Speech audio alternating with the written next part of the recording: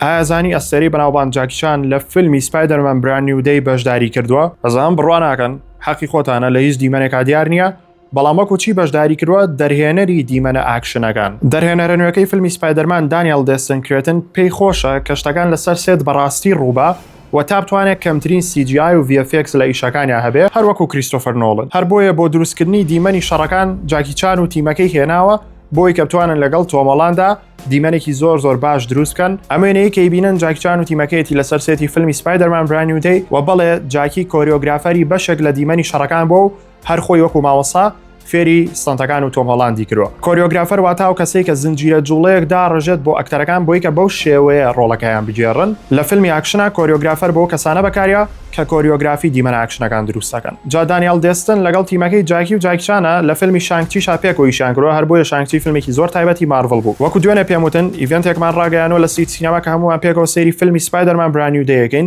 ڕۆژی پێنجشەممە تیکتەکانی نەماوە، ڕۆژی هەینی کاژمێر 6:30 هەمان شتەکەین پێکەوە هەمومان بینەری فیلمی سپایدەرمان برand نیو دەیە بین. ئێستا توانن لەگەڵ سیتی سینەما قسە بکەن و ئەو بڕەتیکتەی کە ماوە حەجزی بکەن. ئینشاءڵڵا لە سیتی سینەماتان بینم، هەمومان پێکەوە بینەری فیلمە نوێەکەی سپایدەرمانە بین. تا ڤیدیۆی داهاتوو خواتان لەگەڵ.